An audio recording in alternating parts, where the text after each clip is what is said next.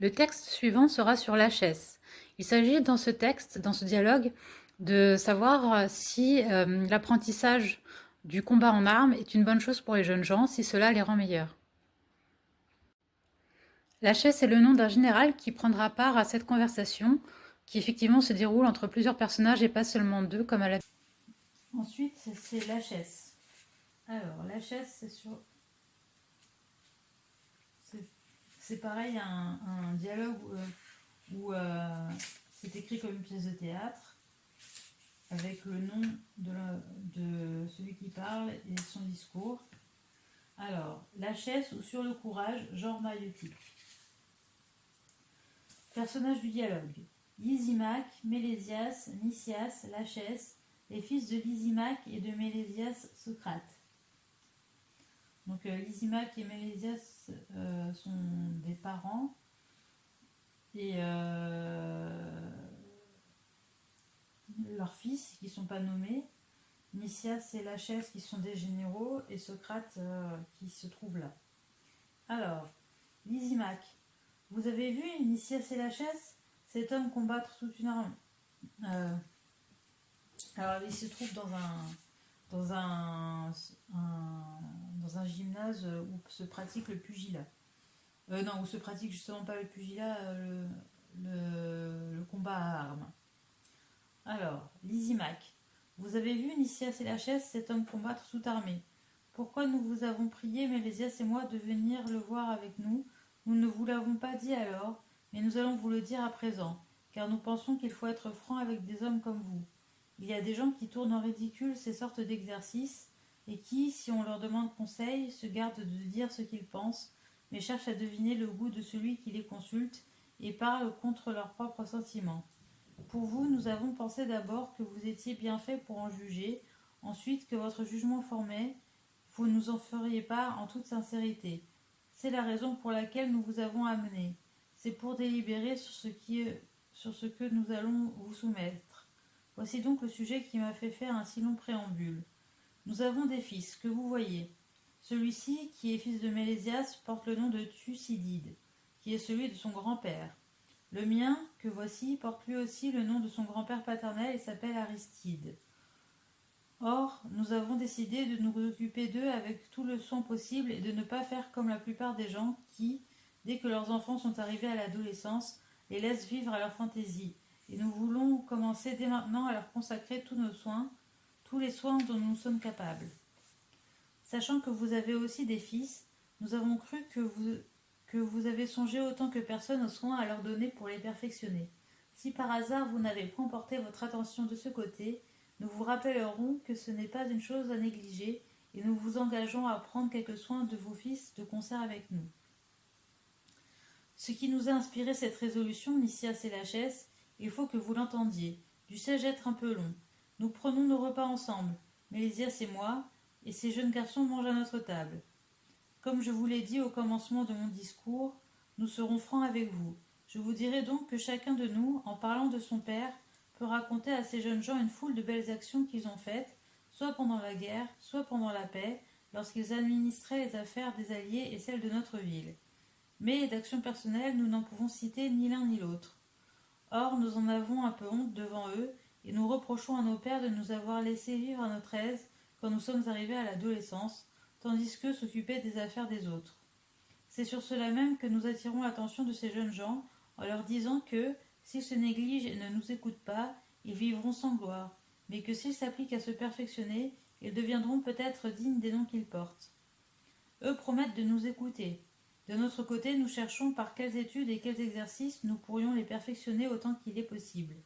Quelqu'un nous a indiqué cet exercice, disant qu'il était bien pour un jeune homme d'apprendre à combattre toute armée. Et, vantant l'homme que vous venez de voir en séance, il nous a engagés à l'aller voir. Nous avons donc jugé à propos de venir nous-mêmes assister à ces exercices et de vous prendre avec nous pour vous les faire voir aussi, et en même temps pour vous demander conseil, et, si vous le voulez bien, vous associer à nous pour les soins à prendre de nos fils.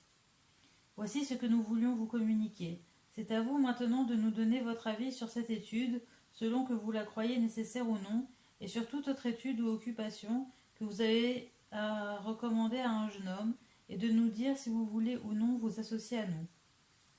Nicias. Pour moi, Lysimaque et Mélésias, j'approuve votre dessein et je suis prêt à m'associer à vous. Et Lachès aussi, je pense. Lachès. Tu ne te trompes pas, Nicias, car ce que Lysimaque vient de dire de son père et de celui de Mélésias me paraît parfaitement dit, non seulement à leur égard, mais encore pour nous et pour tous ceux qui s'occupent du gouvernement des États. Il arrive presque toujours, comme il le disait, qu'ils négligent leurs enfants et leurs affaires domestiques et sont peu disposés à s'en occuper. Tu as donc raison sur ce point, Lysimaque. Mais ce qui me surprend, c'est que tu aies recours à nos conseils en vue d'élever ces jeunes gens et que tu ne t'adresses pas à Socrate, ici présent, lui qui d'abord est du même dème que toi et qui ensuite passe tout son temps aux endroits où l'on peut trouver quelqu'une des choses que tu cherches, je veux dire l'étude ou l'exercice qui convient aux jeunes gens. Lysimaque. Que dis-tu, Lachès? Le Socrate que j'ai devant moi s'est occupé de ces matières? Lachès. Certainement, Lysimaque. Nicias.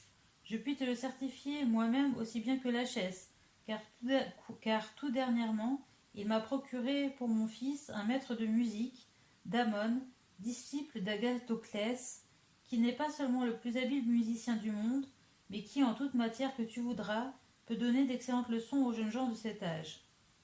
Lysimaque. Il faut le dire, Socrate et vous, Nicias et Lachès, les gens de mon âge ne connaissent pas les jeunes générations, car la vieillesse nous retient la plupart du temps au logis. Mais toi, fils de Sophronisque, si tu as quelques bons conseils à donner à un homme qui est du même dème que toi, il faut me le donner, et ce sera justice, parce que l'amitié qui me liait à ton père fait que tu es aussi notre ami, car nous avons toujours été, ton père et moi, camarades et amis, et il est mort avant que nous ayons eu ensemble le moindre différend.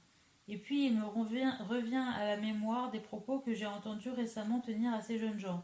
En effet, ils ont souvent fait mention de Socrate en causant entre eux chez moi, et ils ne lui ménagent pas les éloges. Mais je ne leur ai jamais demandé si c'était le fils de Sophronisque dont ils parlaient. Dites-moi donc, mes enfants, le Socrate que voici, est-il celui dont vous avez mentionné le nom si souvent? Les enfants, oui, père, c'est lui. Lysimaque. C'est bien, pariera Socrate, de faire ainsi honneur à ton père, le meilleur des hommes. C'est un motif de plus pour que nous épousions tes intérêts et toi les nôtres. Lachès. Lysimaque, ne lâche pas encore notre homme. Je l'ai vu ailleurs, moi, faire honneur non seulement à son père, mais encore à sa patrie. Dans la déroute de Délion, il a fait retraite à mes côtés et je t'assure que si les autres avaient voulu se comporter comme lui, notre ville aurait gardé la tête haute et n'aurait pas fait une telle chute. Lysimaque. Voilà certes Socrate un bel éloge, et il te vient d'homme digne deux fois, particulièrement sur le sujet pour lequel il te loue. Sois assuré que c'est un grand plaisir pour moi d'apprendre que tu jouis d'une belle réputation, et crois que je te suis tout dévoué. Tu aurais dû de toi-même fréquenter plutôt notre maison, et nous tenir pour tes amis comme il était juste. En tout cas, à partir d'aujourd'hui, puisque nous avons renoué connaissance, réponds à mon invitation. Fais société avec nous, lis-toi avec nous et avec ces jeunes gens, pour que notre amitié se conserve en vous. Voilà ce que tu dois faire, et nous te le rappellerons à l'occasion. Mais que dites-vous de la question que nous avons posée d'abord? Quel est votre avis? Convient-il, oui ou non, que les jeunes gens apprennent à combattre toute armée? Socrate. Oui, Lysimaque, je tâcherai d'abord de te conseiller, si je le puis, sur ce sujet, et de répondre ensuite à toutes les invitations que tu m'as faites. Mais il est de toute justice, ce me semble, qu'étant plus jeune et moins expérimenté que ces messieurs, j'écoute d'abord ce qu'ils ont à dire et que je m'instruise à les entendre. Puis, si j'ai quelque chose à ajouter à ce qu'ils auront dit, de vous l'expliquer alors et d'essayer de vous convaincre, eux et toi. Que l'un de vous deux, Nicias, prenne la parole. Nicias. Je n'y fais pas d'objection, Socrate. À mon avis, cette science est utile à connaître aux jeunes gens pour plusieurs raisons. D'abord, il est excellent qu'au lieu de s'adonner aux autres amusements auxquels ils aiment à passer leur temps de loisir, ils choisissent cet exercice qui les rendra infailliblement plus vigoureux, car il n'est inférieur à aucun des exercices du gymnase et n'exige pas moins d'efforts. En outre, il est, avec l'équitation, celui qui convient le mieux à un homme libre, car pour la lutte dont nous sommes les athlètes, et pour les occasions où nous sommes appelés à combattre, il n'y a qu'une seule préparation, celle qui se fait avec les instruments de guerre. Cet apprentissage sera ensuite fort utile dans la bataille réelle, quand il faudra combattre en ligne avec beaucoup d'autres, et il le sera surtout si les lignes sont rompues, et s'il faut dès lors se battre seul à seul, soit en attaquant dans la poursuite un homme qui se défend, soit en repoussant dans une retraite un homme qui vous attaque. Seul à seul, un homme expert en escrime n'a rien à craindre de son adversaire, ni peut-être même de plusieurs. Sa science lui assure toujours l'avantage.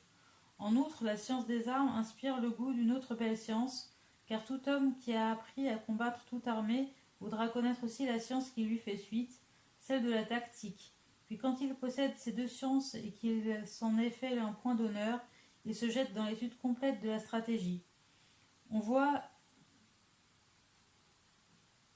maintenant que toutes les sciences et tous les exercices qui se rattachent à la guerre sont beaux et méritent vraiment qu'on les apprenne et qu'on les cultive, et que la science des armes leur sert d'introduction. Ajoutons à cela un avantage qui n'est pas sans importance, c'est qu'à la guerre, cette science rend tous ceux qui la possèdent beaucoup plus hardis et plus vaillants qu'ils ne l'étaient auparavant. Ne dénions pas non plus cet autre profit, si mince qu'il puisse paraître, celui d'une plus belle tenue dans les cas où une belle tenue est nécessaire et où elle en imposera aux ennemis. Il me paraît donc, Lysimaque, je le répète, qu'il faut donner cet enseignement aux jeunes gens, et j'en ai dit les raisons. Si la chaise a autre chose à dire, à mon tour je l'écouterai volontiers. La chaise. Il est difficile, Lysias, de dire d'une science quelconque qu'il ne faut pas l'apprendre, car il semble qu'il y a avantage à tout savoir. Et cette pratique des armes, si c'est réellement une science, comme l'affirment ceux qui l'enseignent et comme le soutient Lysias, mérite aussi d'être étudiée. Mais si ce n'est pas une science, et si ce qu'on nous en promet est décevant, ou si ce n'est qu'une science sans grande importance, à quoi bon s'en occuper? Voici sur quelle considération je fonde mon jugement. Je me dis que si elle avait quelque valeur, elle n'aurait pas échappé aux Lacédémoniens, qui n'ont pas d'autre soin dans la vie que de rechercher et de mettre en pratique les connaissances et les exercices qui peuvent leur assurer la supériorité à la guerre. À supposer même qu'elle leur eût échappé, il y a une science qui n'échapperait pas au maître de cette science, c'est que les Lacédémoniens s'intéressent plus que tout autre peuple grec à ces sortes de choses et qu'un maître estimé chez eux dans cet art se ferait beaucoup d'argent chez les autres, comme il arrive aux poètes tragiques estimés chez nous. Et, en effet, quiconque se croit capable de faire de bonnes tragédies ne court pas au dehors tout autour de l'Attique pour exhiber ses pièces de ville en ville, et les apporte droit ici et les fait jouer devant nous, en quoi il a raison. Au contraire, je vois ces fameux maîtres d'armes considérer Lacédémone comme un sanctuaire inaccessible, où ils ne mettent même pas la pointe du pied, tandis qu'ils circulent autour d'elle et montrent leur talent partout plutôt qu'à Sparte, et spécialement chez eux qui s'avouent eux-mêmes inférieurs à beaucoup d'autres en ce qui concerne la guerre. Ensuite, Lysimaque, j'ai vu à l'œuvre bon nombre de ces gens-là et je sais ce qu'ils valent. Une simple réflexion suffit pour nous le faire voir. Comme par un fait exprès, jamais aucun de ces hommes qui ont pratiqué le maniement des armes ne s'est illustré à la guerre. Cependant, dans tous les autres arts, ceux qui se font un nom sont parmi ceux qui les ont pratiqués. Ceux-ci, au rebours des autres, semblent jouer de malheur en leur métier. Ce Sthésilaos, par exemple, que vous avez vu avec moi parader devant une si grande foule et parler si magnifiquement de lui-même, je l'ai vu ailleurs sous un jour plus vrai dans une représentation réelle qu'il donna contre sa volonté. Le navire sur lequel il servait comme épibate, alors épibate, il y a une note, donc je vais voir ce que c'est.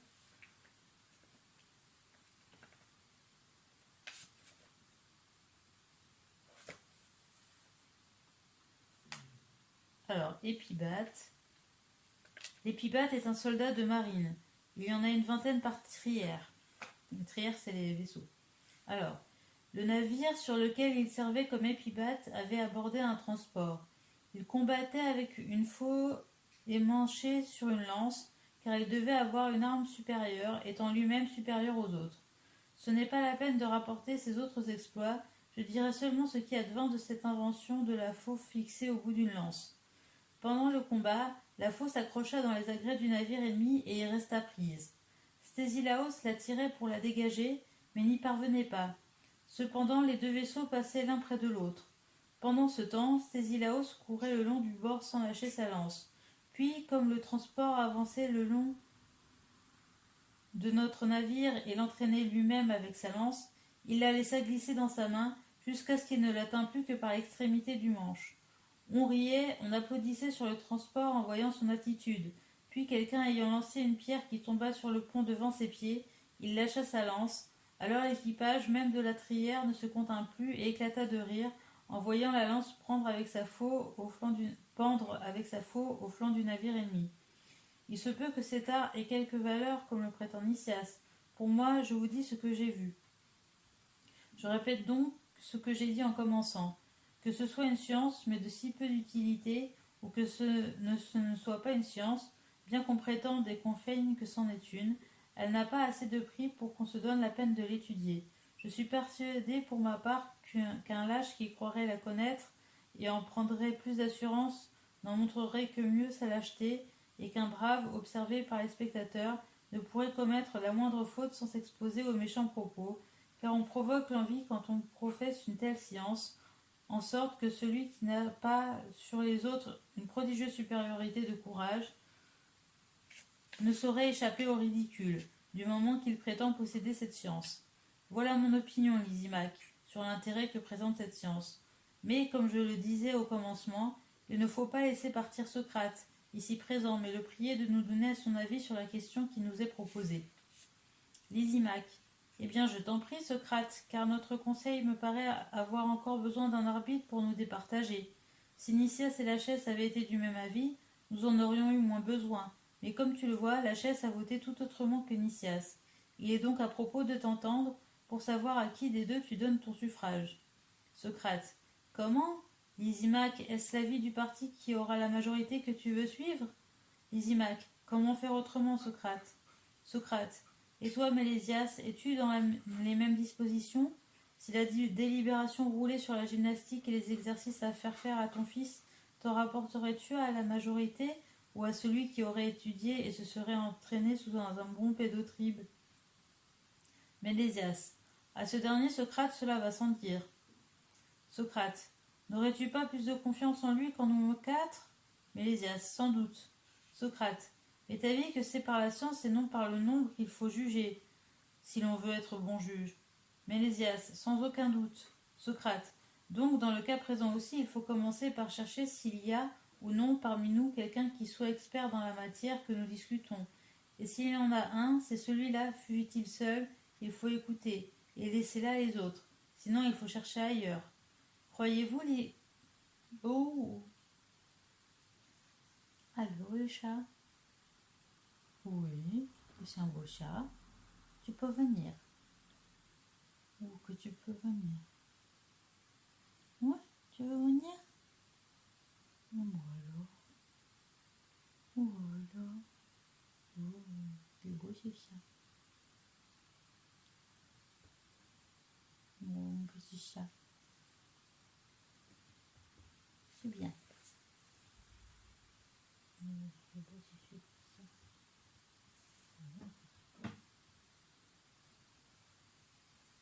Je continue à lire.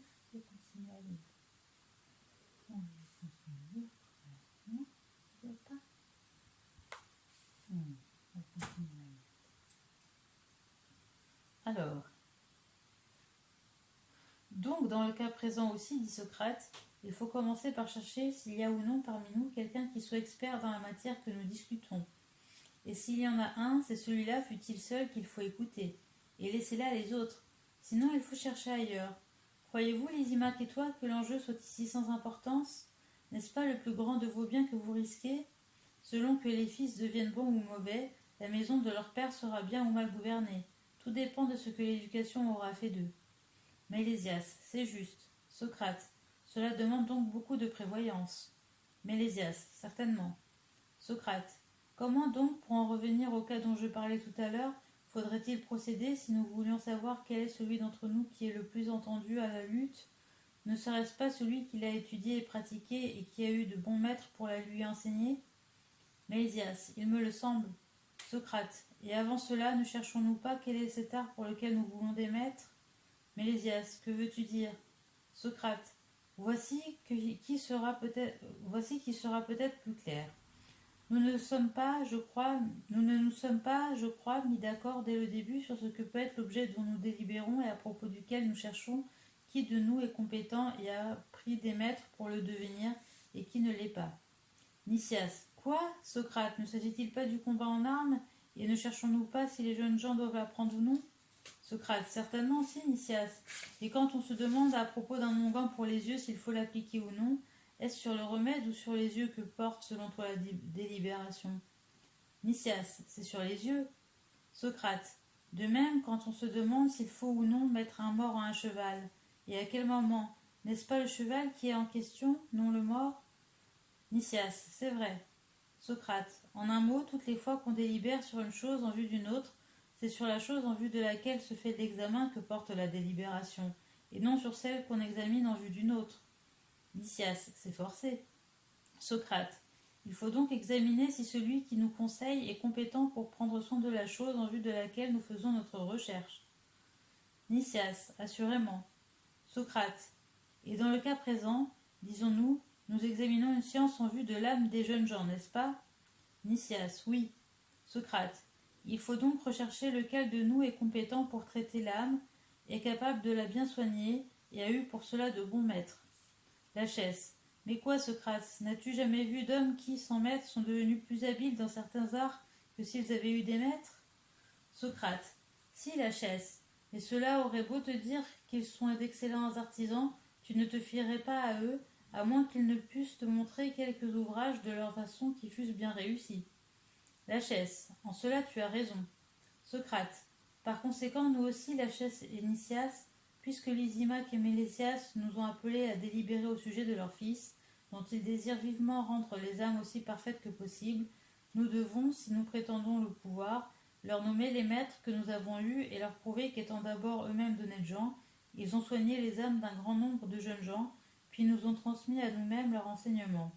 Si l'un de nous déclare qu'il n'a pas eu de maître, mais qu'en tout cas il peut citer des œuvres de sa main, qu'il nous fasse voir parmi les Athéniens ou les étrangers, esclaves ou hommes libres, ceux que ses soins ont rendus meilleurs de l'aveu de tout le monde. Si nous ne pouvons rien de tout cela, il faut envoyer nos amis chercher conseil ailleurs, et ne pas nous exposer, encore au comme leurs fils, à la plus grave responsabilité envers les êtres qui nous sont le plus chers. Pour ce qui est de moi, Lysimaque et Mélésias, j'avoue tout le premier que je n'ai pas eu de maître en cet art, et cependant le sujet m'a intéressé dès ma jeunesse. Mais je n'ai pas de quoi payer les sophistes qui se proclament seuls capables de me rendre honnête homme. Quant à en trouver l'art par moi-même, j'en suis encore incapable. Que Nicias ou Lachès l'eussent découvert ou appris, je n'en serais pas étonné. Ils ont des moyens que je n'ai pas pour se payer des maîtres, et ils sont plus âgés, assez pour l'avoir déjà trouvé. Aussi je les crois capables d'élever un jeune homme, car ils n'auraient jamais parlé si hardiment sur les occupations qui sont bonnes ou nuisibles à la jeunesse, s'ils n'étaient pas sûrs de s'y connaître. Je m'en rapporte donc à eux sur tous les points, mais leur désaccord m'a surpris. En conséquence, écoute la prière que je vais te faire, Lysimaque.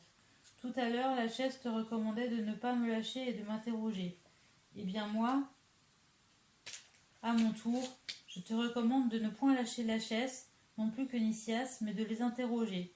Dis-leur que Socrate affirme qu'il n'entend rien à la question et qu'il n'est pas capable de discerner lequel des deux a raison, car il n'est en ces matières ni inventeur ni élève d'aucun maître. Mais vous, Lachès et Nicias, dites-nous l'un et l'autre quel maître éminent en fait d'éducation vous avez fréquenté, et si vous devez votre savoir à un autre ou à vos propres recherches, si vous le tenez d'un autre, quel maître vous avez eu l'un et l'autre, et quels étaient ceux qui professaient le même art, afin que si les affaires publiques ne vous laissent pas de loisirs, nous en allions à eux et les engagions par nos présents ou des prévenances, ou par les deux, à prendre soin de nos enfants et des vôtres, afin qu'ils ne déshonorent pas leurs ancêtres en devenant de mauvais sujets. Si au contraire vous avez découvert cet art de vous-même, apportez-nous des exemples, citez-nous ceux qui, grâce à vos soins, de mauvais sont devenus d'honnêtes gens. Car si c'est aujourd'hui que vous devez tenter votre premier essai d'éducation, réfléchissez que ce n'est pas sur un carien que vous faites une expérience dangereuse, mais sur vos enfants et sur les enfants de vos amis, et craignez qu'il ne vous arrive tout de bon, comme dit le proverbe, de commencer le métier de potier par une jarre. Dites-nous donc lequel de ces deux cas vous affirmez ou niez être le vôtre et s'appliquer à vous. Voilà, Lysimaque, ce que tu dois leur demander sans leur permettre de s'en aller. Lysimaque. Il me paraît, mes amis, que Socrate a raison. C'est à vous, Nicias et Lachès, de voir si vous voulez bien vous laisser interroger et rendre réponse sur des matières comme celles qui nous occupent. Quant à moi et à Mélésias, Vous nous feriez certainement plaisir si vous consentiez à développer vos idées en réponse à tout ce que vous demandera Socrate. J'ai en effet commencé par vous dire que si nous vous avons appelé à cette délibération, c'est que nous pensions naturellement que vous vous étiez préoccupé de la question, d'autant plus que vos enfants à vous sont, comme les nôtres, à peu près en âge de compléter leur éducation. Si donc vous n'y voyez pas d'inconvénient, dites-le et examinez la chose de concert avec Socrate, en échangeant vos idées entre vous, car comme il l'a fort bien dit, c'est sur le plus grand de nos biens que nous délibérons maintenant. Nicias. Je vois bien, Lysimaque, qu'effectivement tu ne connais Socrate que par son père et que tu ne t'es trouvé avec lui que lorsqu'il était encore enfant, quand par hasard il était avec son père parmi les gens de votre dème et qu'il s'approchait de toi, soit au temple, soit dans quelque autre assemblée de votre dème. Depuis qu'il a pris de l'âge, il est clair que tu ne l'as plus rencontré. Lysimaque. Qu'est-ce qui te fait dire cela, Nicias? Nicias.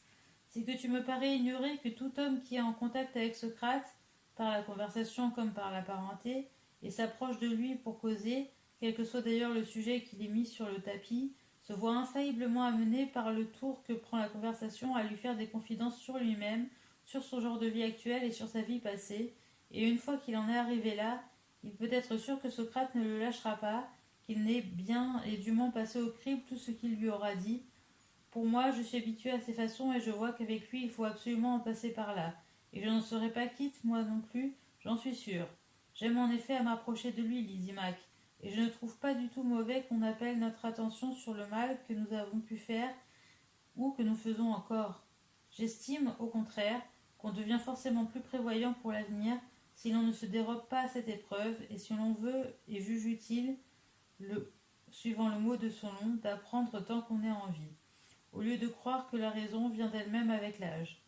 En tout cas, ce n'est pour moi ni une nouveauté ni un désagrément d'être mise à l'épreuve par Socrate, et je savais presque d'avance que, lui présent, ce ne serait pas sur les jeunes gens que porterait la discussion, mais sur nous-mêmes. Je le répète donc, je ne vois pour ma part aucun inconvénient à ce que Socrate conduise notre entretien comme il lui plaira, mais il faut voir ce qu'en pense Lachès. Lachès, mon opinion sur ces sortes d'entretiens, Nicias, est simple, ou plutôt non, elle est double. On pourrait en effet croire que j'en suis partisan, mais aussi l'ennemi. Quand j'entends discourir sur la vertu ou sur quelque science un homme qui est vraiment homme et digne des discours qu'il tient, j'en éprouve un plaisir extraordinaire, en voyant comme l'orateur et ses discours se conviennent et s'harmonisent entre eux.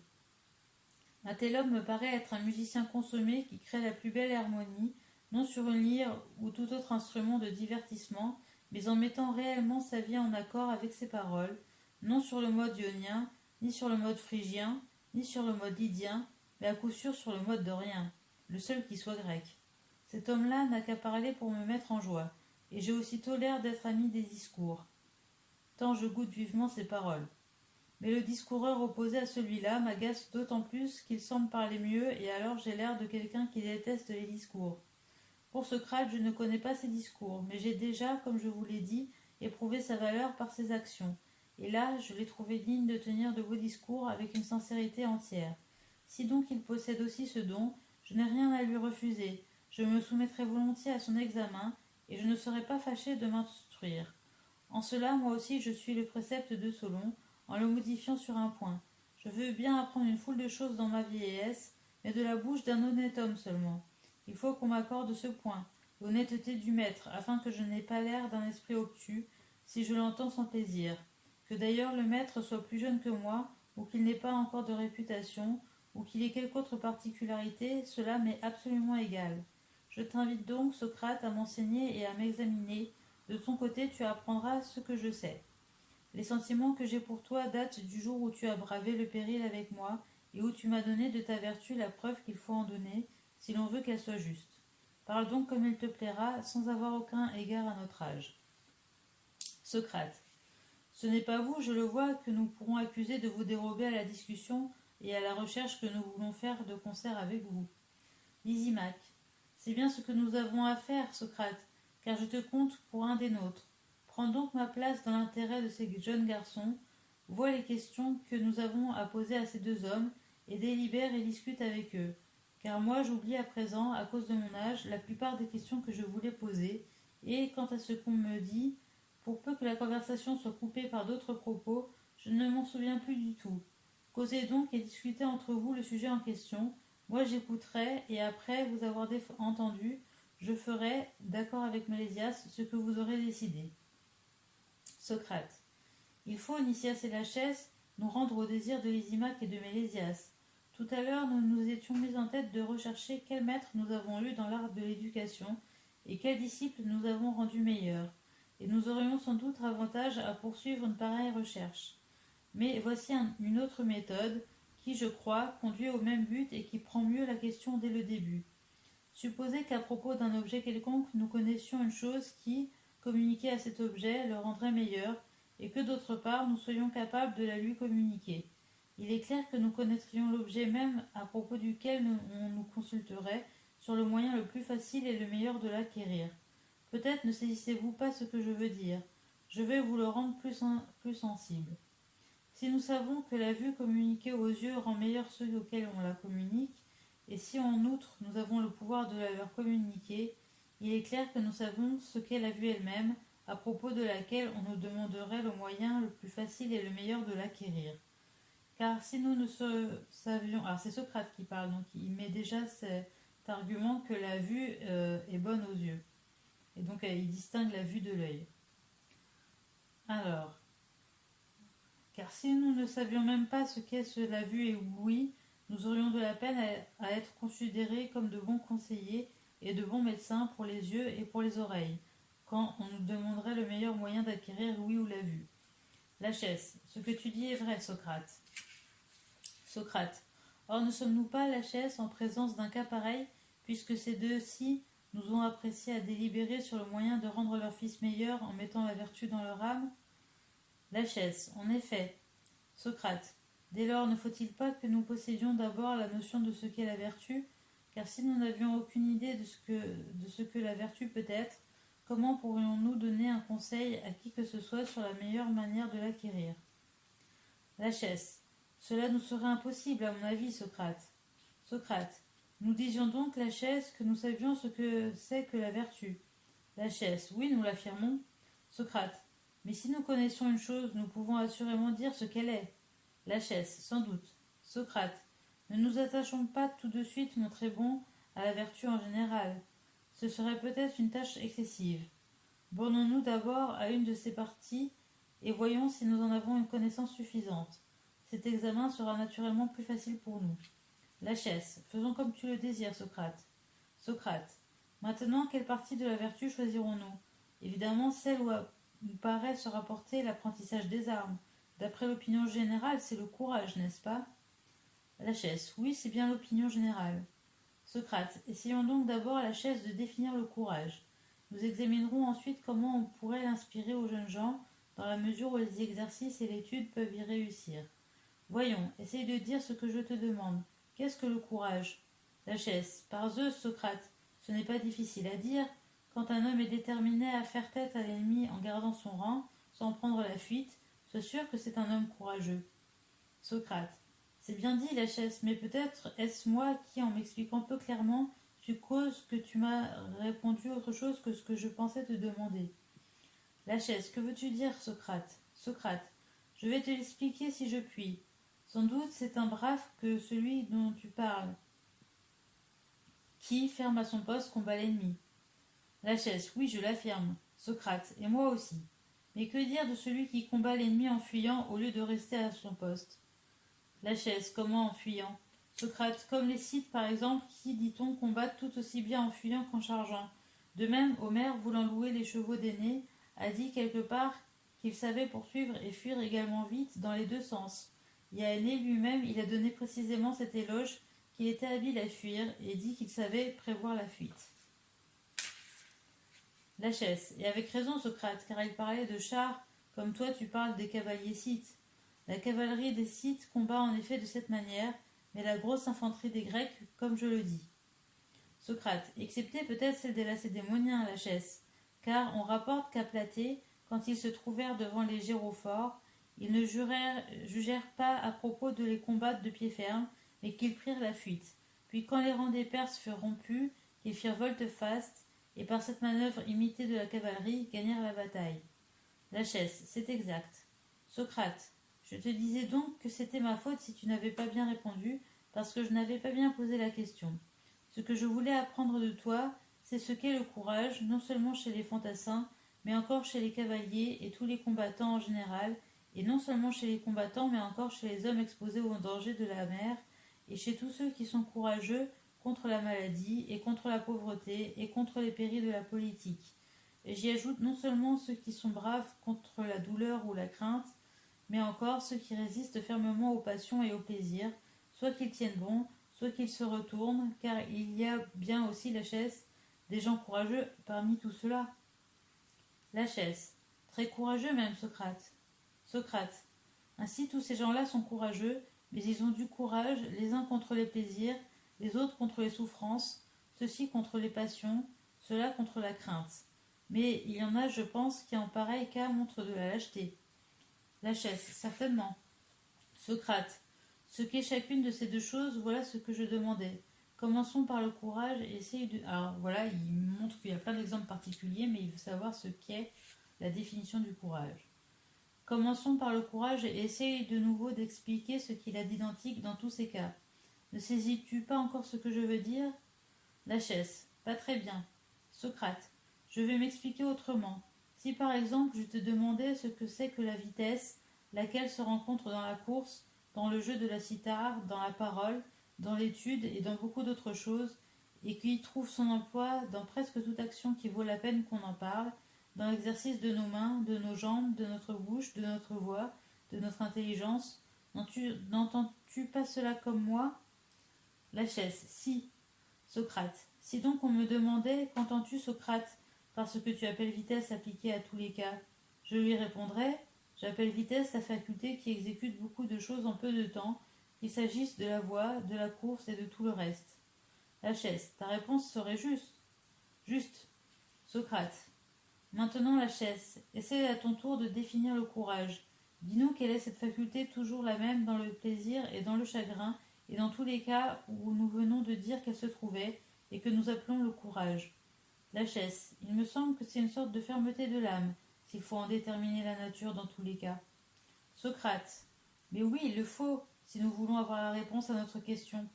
Maintenant, voici ce que je pense moi. Je ne crois pas que toute fermeté te paraisse courageuse.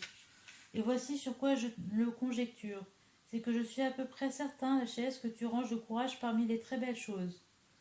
Lachès, parmi les plus belles, n'en doute pas. Socrate. Mais n'est-ce pas la fermeté accompagnée d'intelligence qui est belle et bonne? Lachès, certainement. Socrate. Et si elle est jointe à la folie, n'est-ce pas au contraire nuisible et malfaisant? Lachès. Si. Socrate. Alors appelleras-tu belle une pareille chose, une chose qui est nuisible et malfaisante? Lachès, ce ne serait pas juste, Socrate. Socrate, tu ne reconnaîtras donc pas le courage dans cette espèce de fermeté, puisqu'elle n'est pas belle et que le courage est beau. Lachès, tu as raison. Socrate, ce serait donc la fermeté intelligente qui, d'après toi, serait le courage. Lachès, il me semble. Socrate, voyons maintenant en quoi elle est intelligente. Est-elle à l'égard de toute chose, grande ou petite? Par exemple, si quelqu'un se montre ferme à dépenser de l'argent avec intelligence, sachant qu'en le dépensant, il en acquérera davantage. L'appelleras-tu courageux? Lachès, non, par Zeus. Socrate, maintenant supposons un médecin à qui son fils ou tout autre atteint d'une pneumonie demanderait à boire ou à manger et qui au lieu de cela tiendrait ferme. Lachès, cette fermeté-là non plus ne serait en aucune façon du courage. Socrate, mais voici à la guerre un homme qui tient ferme, bien résolu à combattre par suite d'un calcul intelligent, car il sait qu'il sera soutenu par d'autres, que les troupes de l'ennemi seront moins nombreuses et moins bonnes que celles de son parti, et qu'il aura l'avantage de la position. Cet homme dont la fermeté s'accompagne d'une telle intelligence et de telles préparations, le trouves-tu plus courageux que celui qui, dans le camp ennemi, est résolu à soutenir fermement son attaque? Lachès, c'est l'homme du camp ennemi, Socrate, qui me paraît le plus courageux. Socrate, cependant sa fermeté est moins intelligente que celle de l'autre. Lachès, c'est vrai. Socrate, dès lors aussi, celui qui dans un combat équestre tient ferme parce qu'il connaît l'équitation, tu le déclareras moins courageux que celui qui tient ferme sans la connaître. Lachès, tel est mon avis. Socrate, il en sera de même pour l'homme qui tient ferme parce qu'il sait manier la fronde ou l'arc, ou possède quelque autre talent. Lachès, sans doute. Socrate, et s'il s'agit de descendre dans un puits et de plonger, tous ceux qui, sans y être exercés, consentent à courir fermement un tel risque ou tout autre pareil, tu les déclareras plus courageux que ceux qui le courent parce qu'ils en ont la pratique. Lachès, peut-on dire autre chose, Socrate? Socrate, non, si l'on en juge ainsi. Lachès, c'est bien ainsi que l'on juge. Socrate, et pourtant, Lachès, la fermeté que ces gens-là montrent à se risquer est moins intelligente que celle de ceux qui se risquent avec art. Lachès, évidemment. Socrate, mais n'avons-nous pas vu précédemment que l'audace et la fermeté dénuées d'intelligence étaient laides et nuisibles? Lachès, si. Socrate, et nous étions convenus que le courage était une belle chose. Lachès, nous en étions convenus en effet. Socrate, or maintenant nous disons au contraire que cette chose laide, la fermeté inintelligente est le courage. Lachès, c'est vrai. Socrate, est cela bien raisonné à ton avis? Lachès, non, pardieu Socrate, ce n'est pas bien. Socrate, alors nous ne réalisons pas sans doute, toi et moi, cet accord d'orient dont tu parles à Lachès, car nos actes ne sont pas en harmonie avec nos paroles, puisque d'après nos actions, on pourrait, semble-t-il, croire que nous avons part au courage, tandis que, d'après nos discours, on ne le pourrait pas, je crois, si on nous entendait discourir. On ne le pourrait pas, je crois, si on nous entendait discourir. Lachès, rien n'est plus vrai que ce que tu dis. Socrate, que penses-tu de l'état où nous voilà réduits? Te paraît-il beau? Lachès, pas du tout. Socrate, alors veux-tu que nous conformions au discours que nous avons tenu en un point du moins? Lachès, en quel point et à quel discours? Socrate, au discours qui nous invite à montrer de la fermeté. Si donc tu le veux bien, persistons avec fermeté dans notre recherche, afin que le courage lui-même ne nous raille pas de le chercher si peu courageusement, s'il est vrai que parfois la fermeté se confond avec le courage. Lachès, pour ma part, Socrate, je suis disposé à persévérer, quoique je n'ai pas l'habitude de tels discours, mais l'envie de disputer sur cette question m'a saisi, et je sens une véritable impatience d'être si impuissant à exprimer ce que je pense. Il me semble que je conçois bien ce qu'est le courage, mais je ne sais comment il s'est fait tout à l'heure que l'idée m'en a échappé, au point que je n'ai pas pu ni la formuler ni la définir. Socrate, eh bien, mon cher, un bon chasseur ne doit-il pas poursuivre sans lâcher prise? Lachès, assurément.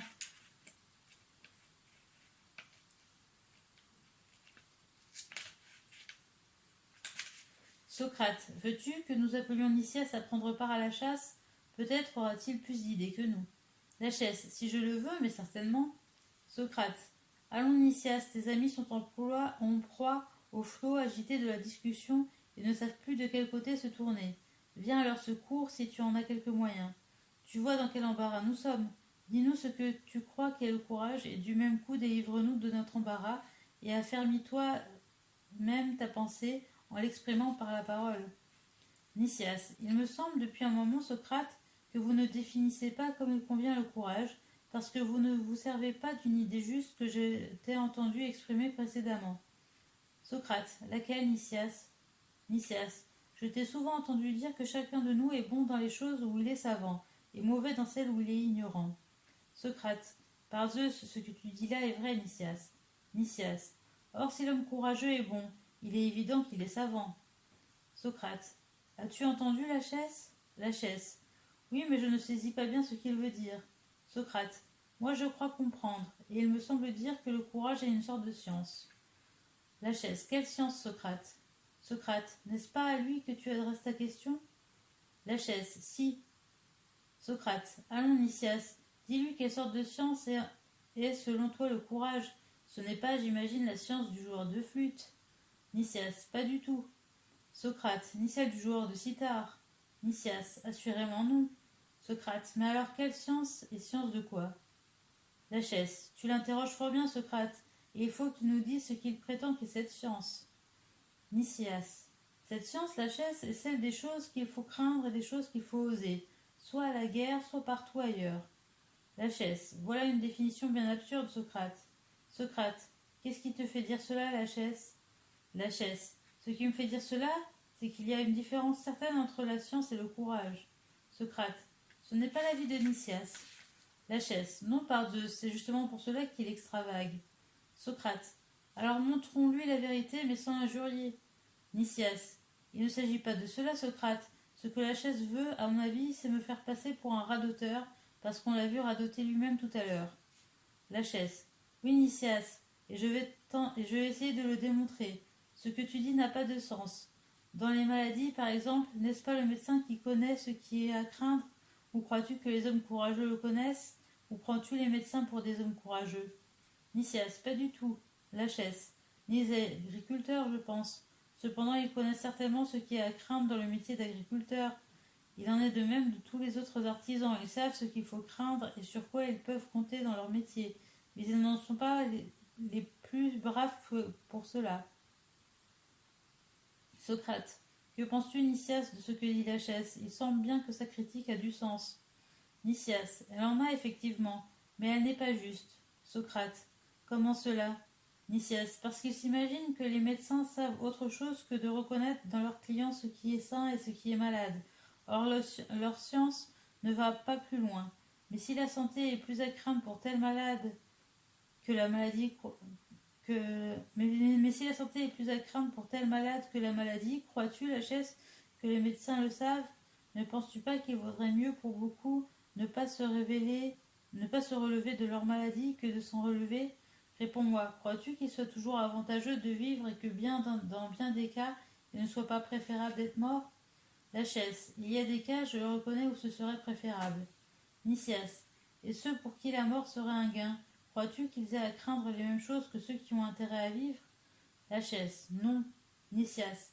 Mais cette distinction, à qui accordes-tu le pouvoir de la faire? Au médecin ou à tout autre homme de métier? Ou n'est-ce pas uniquement à l'homme qui sait ce qui est à craindre et ce qui ne l'est pas, et que j'appelle, moi, l'homme courageux? Socrate. Sais-tu ce qu'il dit, la chaise? La chaise. Oui, j'entends que ce sont les devins qui sont pour lui les hommes courageux, car quel autre qu'un devin peut savoir à qui il est plus avantageux de vivre que d'être mort? Cependant, toi, Nicias, ne donnes-tu pas pour un devin ou reconnais-tu que tu n'es ni devin ni courageux? Nicias. Comment? C'est au devin qu'il appartient selon toi de connaître ce qui est à craindre et ce qui ne l'est pas? La chaise. Oui, autrement quel autre le pourrait? Nicias. Celui que je dis, mon excellent ami, beaucoup plus que le devin, car l'office du devin se borne à distinguer les signes de ce qui doit arriver à quelqu'un, soit la mort, soit la maladie, soit la perte de ses biens, soit la victoire ou la défaite, à la guerre, ou dans tout autre genre de lutte. Mais laquelle de ces choses il est préférable de souffrir ou de ne pas souffrir? Pourquoi sera-ce au devin à en juger plutôt qu'à n'importe qui? La chaise. Pour moi, Socrate, je ne comprends pas ce qu'il veut dire, car il n'y a ni devin, ni médecin, ni personne autre qu'il puisse nous désigner comme étant courageux, à moins qu'il ne veuille parler de quelque dieu. Aussi, pour ma part, je suis convaincu que Nicias ne veut pas avouer bravement qu'il ne dit rien qui vaille, et qu'il ne tourne et retourne en tous sens, et qu'il se tourne et retourne en tous sens pour cacher son embarras. Nous aurions pu tout à l'heure, nous aussi, toi et moi, nous trémousser comme lui, si nous avions voulu dissimuler nos contradictions. Si nous étions devant un tribunal, nous aurions quelques raisons d'agir ainsi.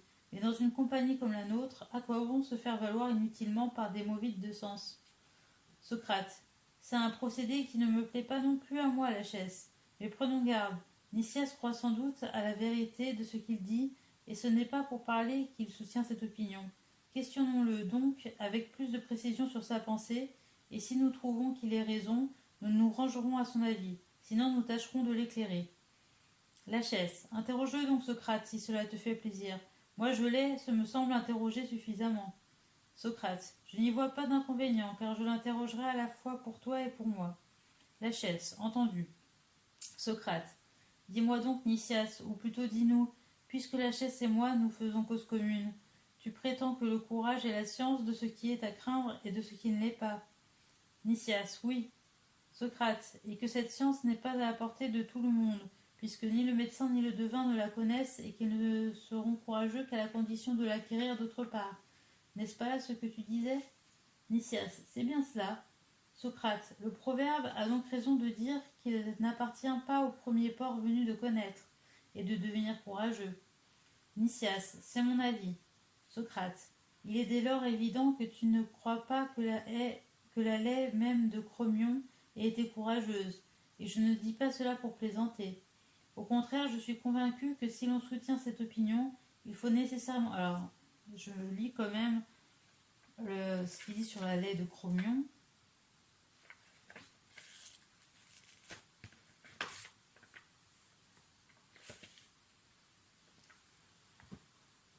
Chromion était un village du territoire de Corinthe, célèbre par un lait qui dévastait le pays et qui fut tué par Thésée.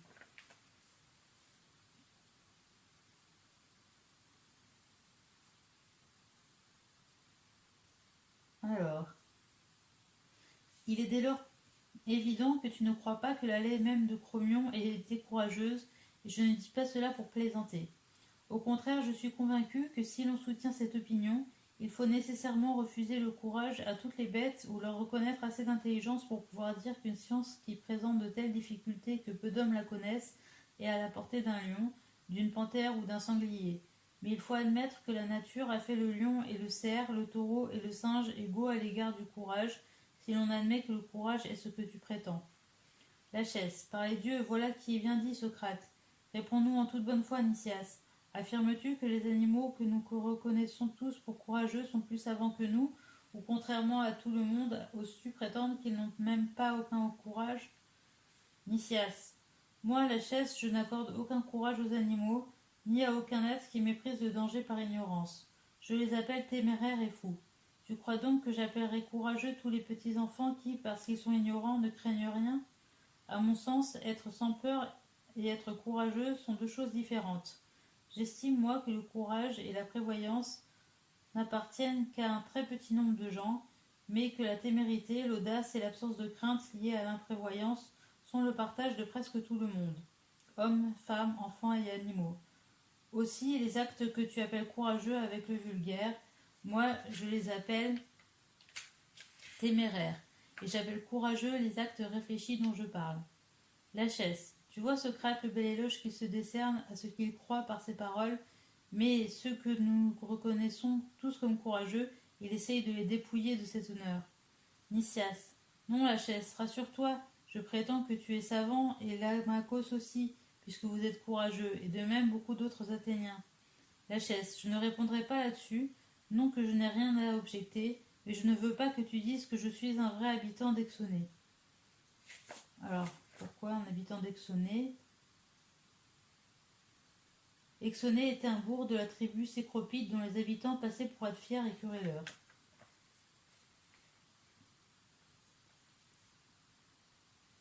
Non, ne dis rien, Lâchesse, dit Socrate. Je vois bien que tu ne t'es pas encore aperçu que cette science lui vient de notre ami Damon.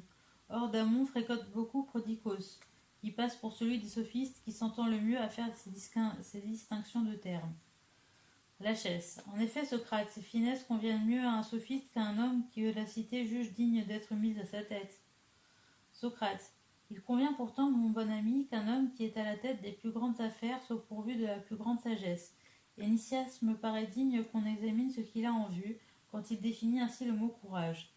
Lâchesse. Examine-le donc toi-même, Socrate. Socrate, c'est ce que je vais faire, mon excellent ami, mais ne t'imagine pas que je te tiens quitte de ta part dans notre association. Sois attentif et examine avec moi ce qui va être dit. Lâchesse. Soit, si tu crois que c'est nécessaire. Socrate. Oui, je le crois. Mais toi, Nicias, remonte à ce que tu as dit au commencement. Tu te rappelles qu'en abordant la question, nous avons traité du courage en le considérant comme une partie de la vertu? Nicias. Parfaitement. Et tu as bien répondu en la considérant comme une partie, sachant qu'il y en a d'autres dont l'ensemble constitue ce que nous appelons la vertu. Nicias. Sans doute. Socrate. Et maintenant, es-tu d'accord avec moi sur ces parties? Pour moi, ce sont, outre le courage, la tempérance, la justice et autres qualités du même genre. N'est-ce pas cela pour toi aussi? Nicias. Certainement, si. Socrate. Voilà qui a entendu. Nous sommes d'accord là-dessus. Passons à présent aux choses qui sont à craindre et à celles qui ne le sont pas, et examinons-les, afin de ne pas nous en faire, toi et nous, des conceptions différentes. Ce qu'elles sont à notre jugement, nous allons te l'exposer. Si tu n'es pas de notre avis, tu nous reprendras. Nous tenons, nous, que les choses à craindre sont celles qui inspirent de la crainte, et que les choses qui ne le sont pas sont celles qui n'en inspirent pas. Or, ce qui inspire de la crainte, ce ne sont pas les mots passés ni les mots présents, mais ceux auxquels on s'attend, car la crainte est l'attente d'un mal à venir. N'est-ce pas aussi ton avis, Lâchesse? Lâchesse, tout à fait mon avis, Socrate. Socrate, Tu connais maintenant notre opinion, Nicias. Nous disons que ce qui est à craindre, ce sont les mots futurs, et ce qui ne l'est pas, les choses futures qui ne sont pas des mots ou qui sont des biens. Est-ce ainsi ou autrement que tu l'entends? Nicias, c'est ainsi. Socrate, et c'est la connaissance de ces choses que tu appelles courage. Nicias, précisément. Socrate, il reste un troisième point. Voyons si tu es encore ici du même avis que nous. Nicias, de quel point s'agit-il? Socrate, je vais te le dire. Il nous semble à la chaise et à moi que si l'on considère les divers objets de la science, il n'y a pas une science du passé qui connaît la manière dont il est arrivé, ni une autre relative au présent qui connaît la manière dont il arrive, ni une autre qui connaît comment ce qui n'est pas encore arrivé pourrait se réaliser le plus favorablement et se réalisera, mais que c'est dans tous les cas la même science. En ce qui concerne la santé, par exemple, il n'y a pour tous les temps qu'une seule science, la médecine, qui considère à la fois ce qui arrive et ce qui est arrivé, ce qui arrivera et comment. Il en va de même pour l'agriculture à l'égard des productions du sol. De même, en ce qui regarde la guerre, vous attesteriez certainement vous-même que la science du général veille fort bien à tout et en particulier à ce qui doit arriver, et qu'elle ne croit pas devoir se soumettre à la divination, mais lui commander au contraire, parce qu'elle sait mieux ce qui arrive et doit arriver à la guerre, et la loi ordonne non pas que le devin commande au général, mais que le général commande au devin. Affirmerons-nous cela à la chaise? La chaise, nous l'affirmerons. Socrate. Et toi, Nicias, es-tu d'accord avec nous qu'au sujet des mêmes choses, c'est la même science qui les connaît, qu'elles soient futures, présentes ou passées? Nicias. Oui, c'est aussi mon opinion, Socrate. Socrate. Or, le courage est, à ce que tu dis, excellent, Nicias.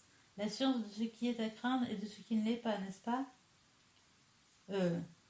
Or, le courage est, à ce que tu dis, excellent, Nicias, la science de ce qui est à craindre et de ce qui ne l'est pas, n'est-ce pas? Nicias. Oui. Socrate. Et nous sommes convenus que par ce qui est à craindre et ce qui ne l'est pas, il faut entendre les biens ou les mots à venir. Nicias. En effet. Socrate. Et que la même science s'applique aux mêmes choses, soit dans l'avenir, soit dans tout autre cas. Nicias. C'est juste. Socrate. Le courage n'est donc pas seulement la science de ce qui est à craindre et de ce qui ne l'est pas, car il n'embrasse pas seulement les biens et les mots à venir, mais aussi ceux du présent et du passé et tous les biens et les mots en général, comme les autres sciences. Nicias. Il semble bien. Socrate. Ainsi, Nicias, tu n'as guère répondu que sur le tiers du courage, alors que le tiers du courage, parce que il a dit que c'était la science des craintes, des choses à venir, et donc comme il y a passé, présent, futur, c'est que un tiers. Alors, tu n'as guère répondu que sur le tiers du courage, alors que nous t'interrogions sur la nature du courage tout entier. Et maintenant il résulte de ce que tu dis que le courage n'est pas seulement la science de ce qui est à craindre et de ce qui ne l'est pas, mais plutôt celle de tous les biens et de tous les maux en toutes circonstances, si l'on en juge par ce que tu dis à présent. Est-ce bien là ta nouvelle opinion, Nicias? Qu'en dis-tu? Nicias, elle me paraît s'imposer, Socrate. Socrate.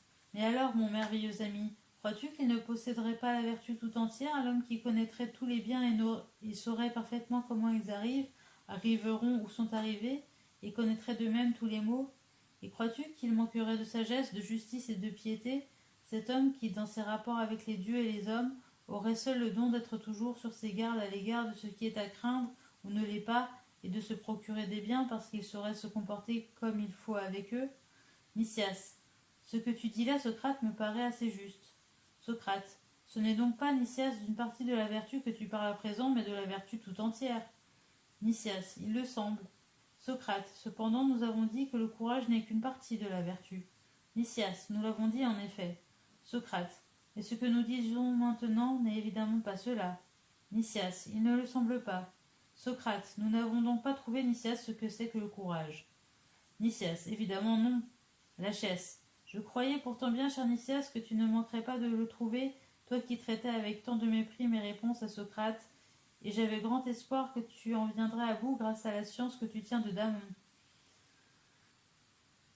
Nicias. C'est bien fait à toi, Lachès, de croire encore que ce n'est rien d'avoir paru tout à l'heure absolument ignorant de ce qu'est le courage.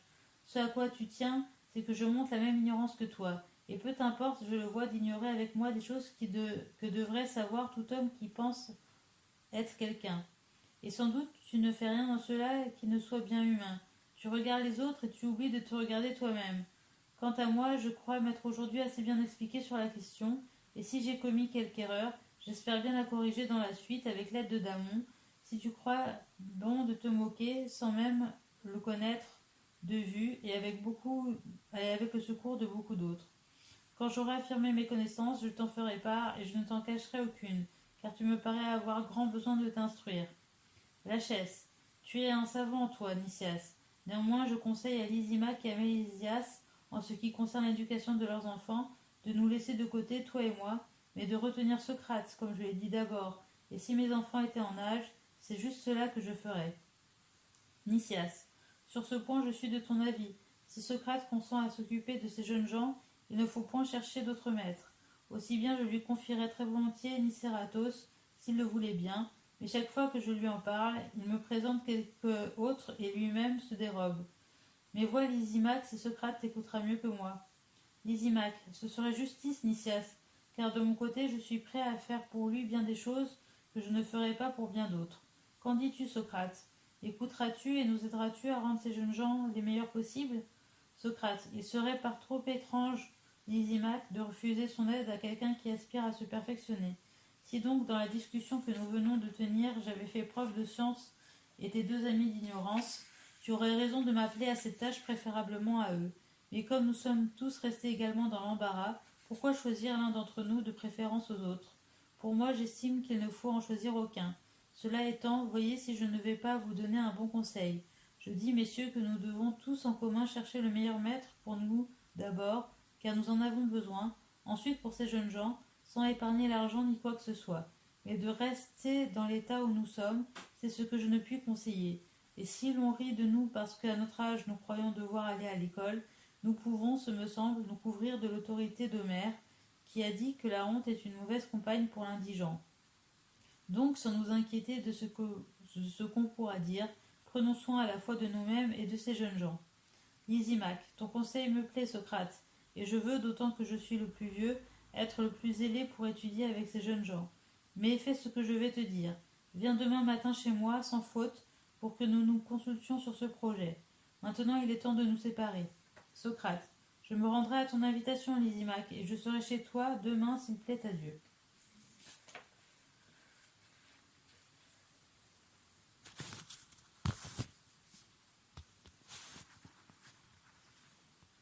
Alors, je vais lire la notice de ce qu'on a lu la dernière fois, c'est-à-dire donc le résumé et commentaire d'Émile Chambry. Alors, on avait lu le Lachès sur le courage. Alors, Lysimaque, fils d'Aristide le Juste, et Mélésias, fils de l'orateur Thucydide, ont chacun un fils dont ils veulent perfectionner l'éducation pour qu'il se rende digne du nom qu'ils portent. Ils s'appellent en effet du nom de leur grand-père, l'un Aristide et l'autre Thucydide. Ils viennent d'assister à une séance donnée par un maître d'armes et ils demandent à leurs amis Nicias et Lachès, deux généraux illustres qu'ils ont emmenés avec eux à cette représentation, ce qu'ils pensent de cet exercice. Est-il bon pour la jeunesse comme ils l'ont entendu dire? Nicias répond qu'il le juge excellent, Lachès qu'il le juge inutile. Socrate se trouvant présent, Lachès le présente à Lysimaque, qui reconnaît en lui le fils de son défunt ami Sophronisque. Lysimaque l'invite à donner son avis pour départager Nicias et Lachès. La question, dit Socrate, n'est pas de celle qui se décide à la pluralité des suffrages.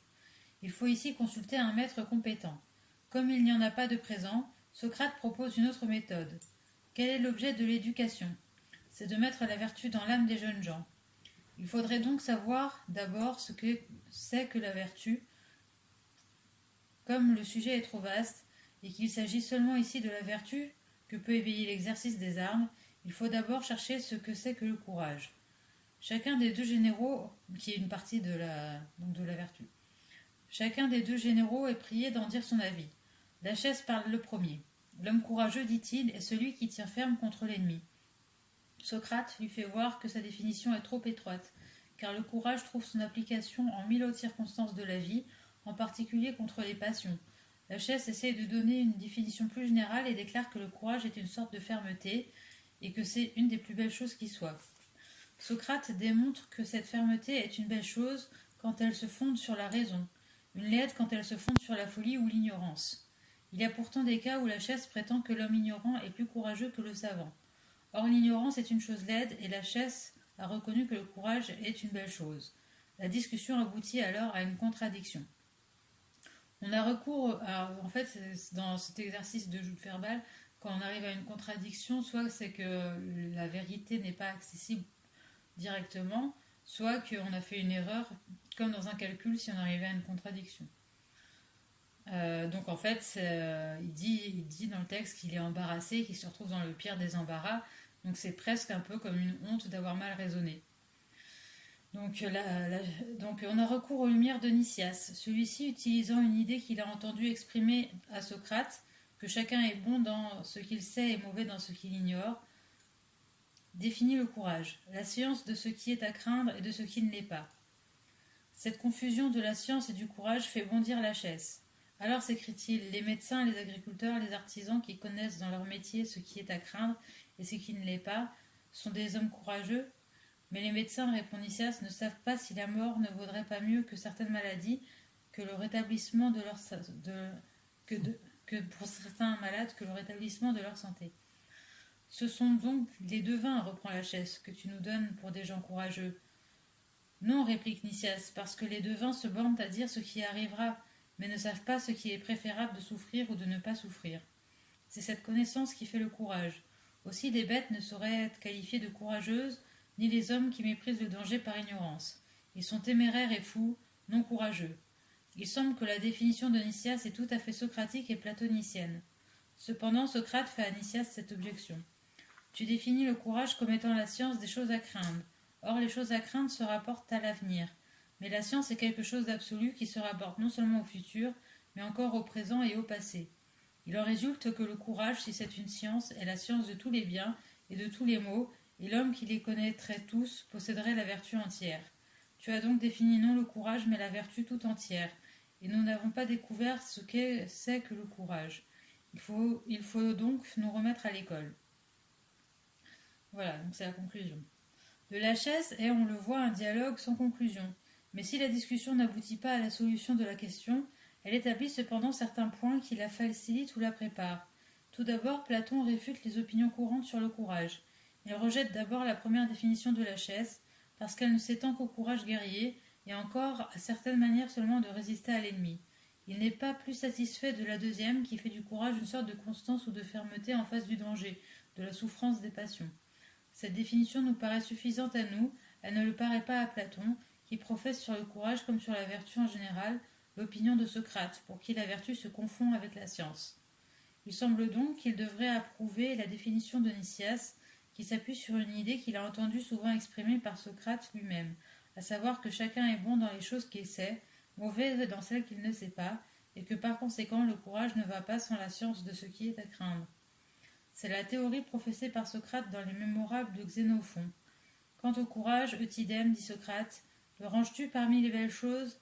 C'est la plus belle de toutes à mon sens. Crois-tu que, lorsqu'on est dans une situation redoutable et dangereuse, il soit inutile de l'ignorer? Pas du tout. Ainsi, ceux qui n'ont pas peur en pareille occurrence, parce qu'ils ne savent pas ce qu'il en est, ne sont pas des hommes courageux? Non, par Zeus. Car alors il faudrait compter comme courageux bon nombre de fous et de poltrons. La même théorie sera reprise dans le Protagoras, avec les deux exemples des plongeurs et des cavaliers, donc c'est 350 AC, de A à C, qui ont déjà servi dans le Lachès, pour aboutir à la même conclusion. Ceux qui sont hardis, quoiqu'ignorants, ne sont évidemment pas de courageux mais fous. Et ceux qui sont les plus instruits sont aussi les plus hardis et par là même les plus courageux, et suivant ce raisonnement, la sagesse serait la même chose que le courage. Conclusion reprise et adoptée à la fin du même Protagoras, 360d. Pourquoi Platon ne s'en tient-il pas à la doctrine qui fut celle de Socrate et qui était certainement la sienne au temps où il écrivit le Lachès? On en est d'autant plus surpris qu'il se fourvoie en continuant la discussion. Il assimile en effet la science du courage à la science en général, laquelle embrasse le passé aussi bien que le présent et l'avenir. Mais l'assimilation est impossible. La science de l'homme courageux, pas plus que celle du devin, ne peut s'appliquer au passé. On ne peut être ni courageux ni lâche à l'égard des choses passées. Donc la science du courage ne peut se rapporter qu'au présent ou au futur. Par conséquent, le raisonnement qu'il assimile à la science en général et qui par la suite le confond avec la vertu en général est faux. Donc ça, c'est l'avis d'Émile Chambry. Platon ne s'en est-il pas rendu compte?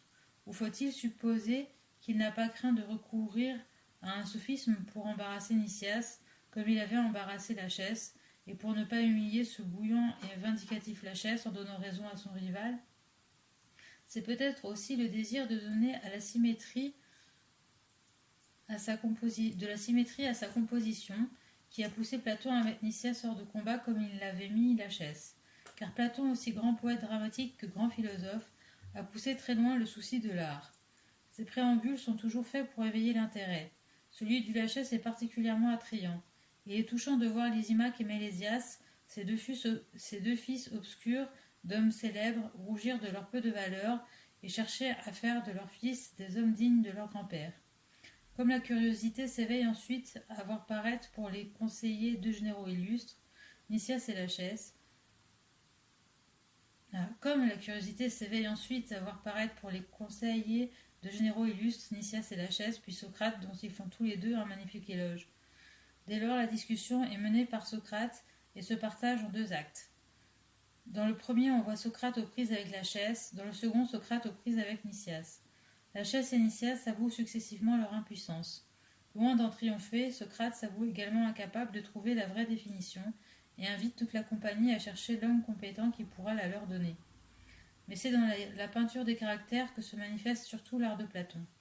Mélésias et les enfants ne sont guère que des comparses, mais Lysimaque et les trois protagonistes, Nicias, Lachès et Socrate, sont des caractères bien tranchés et peints de touches vives et originales. Lysimaque, qui porte la parole pour Mélésias et pour lui, a l'air d'un brave homme, mais d'un brave homme qui semble avoir vécu pour lui et mené une vie retirée et un peu égoïste. Il a, dit-il, été l'ami de Sophronisque, mais il a si bien négligé le jeune Socrate, fils de son ami, que celui-ci est devenu célèbre dans Athènes sans qu'il s'en doute, et que le nom de Socrate, vanté par son fils et les camarades de son fils, ne lui dit rien. Aussi les avances qu'il fait à présent à Socrate paraissent bien tardives, et Socrate se contente d'y répondre poliment. Platon a très délicatement nuancé le caractère de ce bonhomme qui a recueilli un si grand héritage de gloire, mais une volonté et une intelligence insuffisantes pour la soutenir, et qui, malgré ses défauts, ne laisse pas d'être sympathique. Les deux caractères de Nicias et de Lachès se font valoir l'un l'autre par le contraste qui est entre eux. Nicias, général heureux jusqu'à l'expédition de Sicile, fut après la mort de Périclès le personnage le plus considéré d'Athènes. Il était connu par sa modération, et il s'opposa de toutes ses forces à l'expédition de Sicile conseillée au peuple par Alcibiade. Platon le représente comme un homme cultivé et fin, curieux de philosophie, ami de Damon, le musicien, qui fut le maître de Périclès, plus ami encore de Socrate, dans la société duquel il cherche à perfectionner son âme. Le discours qu'il lui fait tenir sur l'escrime est plein de sens et d'esprit philosophique. L'éloge de Socrate qu'il met dans sa bouche est un des plus beaux morceaux du Lachès, et montre avec quelle justesse et quelle sympathie Nicias appréciait la valeur d'un homme plus jeune que lui. Il a fait son profit des idées de Socrate sur la vertu, il les applique au courage et les défend avec justesse et subtilité. Platon n'a point touché la pusillánisme superstitieuse qui lui fait perdre en Sicile l'armée athénienne et lui-même, et n'avait point à le faire ici. Il l'a peint sous les traits avantageux d'un homme accompli, intelligent et fin, ouvert à la philosophie et capable d'en raisonner comme un vrai philosophe. Lachès, fils de Mélanopos, moins célèbre que Nicias, était aussi un général de mérite. Il avait commandé en moins 427 l'expédition que les Athéniens envoyèrent au secours des Léontins, nous le voyant en moins 424 à Délion faire retraite à côté de Socrate. Il fut en 423 l'auteur de la trêve d'un an. Il périt à Matinée en moins 418. Au rebours de Nicias, il n'a aucune teinture de philosophie.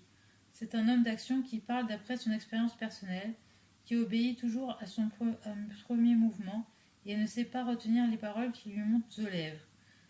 Dussent-elles blesser celui auquel elles s'adressent? Il est sarcastique et il y a de l'humour dans sa manière de compter et de discuter. Et c'est un homme droit qui estime au plus haut point les gens qui mettent leurs actes en accord avec leurs paroles. Aussi l'éloge qu'il fait de Socrate ne pâlit point à côté de celui qu'on a tracé Nicias. et l'accent de sincérité qu'il y met emporte à la fois l'admiration pour lui et pour celui qu'il loue. Son attitude envers Nicias est toute différente de celle qu'il a devant Socrate. On dirait même, en cela il est bien humain, qu'il prend plaisir à choquer un rival qui le dépasse en talent et en gloire. Tel qu'il est avec ses défauts et ses qualités, il est le plus vivant des personnages de ce petit drame philosophique, et chacune de ses interventions est une joie pour le lecteur qui s'amuse de ses coups de boutoir. Quant au caractère de Socrate, Platon lui-même en a fait, par la bouche de Nicias et de Lachès, un magnifique éloge. Lachès a vu Socrate à ses côtés dans la retraite de Délion, et il a été frappé de sa fière attitude. Si tous les Athéniens s'étaient comportés avec la même bravoure, Athènes n'aurait pas subi un tel désastre. Socrate est un brave, et il est tout qualifié pour parler du courage. Mais c'est aussi un philosophe d'une acuité singulière et un moraliste persuasif. C'est Nicias qui nous en répond. Quiconque, dit-il, s'approche de Socrate pour causer avec lui, quel que soit d'ailleurs le sujet qu'il ait mis sur le tapis, se voit infailliblement amené au cours de la conversation à lui faire des confidences sur lui-même, sur son genre de vie actuel et sur sa vie passée. Et une fois qu'il en est arrivé là, il peut bien être sûr que Socrate ne le lâchera pas, qu'il n'ait bien et dûment passé au crible tout ce qu'il lui aura dit. Épreuve infiniment profitable pour quiconque veut se perfectionner dans la science et dans la vertu. Cette méthode, Socrate l'applique ici avec des interlocuteurs plus âgés que lui, avec un tact exquis. Il est plein de déférence pour ces deux généraux illustres qui veulent bien s'en rapporter à lui, mais surtout à l'égard de Lachès, dont il faut ménager l'humeur impétueuse. Aussi prend-il 1000 précautions pour ne pas le choquer. Si Lachès ne comprend pas, Socrate s'en attribue la faute. C'est qu'il s'est mal expliqué. Si Lachès renonce à interroger Nicias, Socrate ne le lâche pas et l'associe à lui pour continuer en commun la discussion. Si Lachès est trop vif et devient insultant, il le rappelle doucement à l'ordre. Avec Nicias, un ami de longue date, qui a d'ailleurs toute la courtoisie d'un Athénien de bonne famille, Socrate n'a pas besoin de tant de ménagement, mais soit avec l'un, soit avec l'autre, il se comporte avec un tact et une dextérité, une discrétion et une bonne grâce, une finesse et une ironie légère qui ne sont pas un des moindres charmes de ce beau dialogue. À quelle époque se place l'entretien?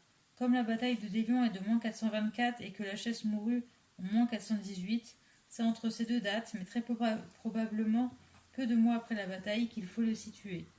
Une question plus importante serait de savoir à quelle époque il fut composé et à quel rang il faut le mettre parmi les dialogues socratiques. Est-il antérieur ou postérieur aux Charmides et aux Lysis, auxquels il ressemble si fort par la forme et le fond, ou faut-il le placer entre les deux? Wilamowitz les classe dans cet ordre: Lachès, Lysis, Charmide. Ritter: Lachès, Charmide et le Lysis après le Protagoras, le Typhon, l'Apologie, le Criton et le Gorgias.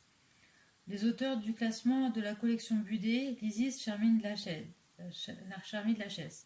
J'avoue pour ma part que je ne vois pas de raison vraiment plausible de les classer par ordre chronologique. J'ai mis le Lachès en tête parce qu'il fallait bien commencer par l'un des trois, et je confesse que pour le moment je n'en ai pas d'autre raison. Il est impossible à mon avis de contester l'authenticité du Lachès. Un célèbre éditeur allemand du commencement du XIXe siècle, Ast, l'a pourtant contesté et prétendu qu'il avait été composé d'après le Protagoras, où la même thèse est reprise. Ast est parti de ce principe que quand on retrouve dans un ouvrage de Platon reconnu comme authentique des idées et des expressions qui sont dans un dialogue antérieur, celui-ci a été composé sur l'autre par un écrivain inconnu qui aurait pris à Platon ses idées et son style, comme si Platon ne pouvait pas reprendre lui-même ses propres idées pour les utiliser à une autre fin, et comme s'il était possible de prendre à Platon son génie et son style. C'est d'après cette fausse idée et cette fausse méthode que les Allemands et les Anglais, dociles aux leçons de la science allemande, ont prononcé tant de condamnations injustifiées contre les dialogues de Platon, qui portent en eux-mêmes des marques incontestables d'authenticité. Il est vrai que pour le Lachès, Ast a fait peu de disciples. L'authenticité de cet ouvrage n'est plus guère contestée.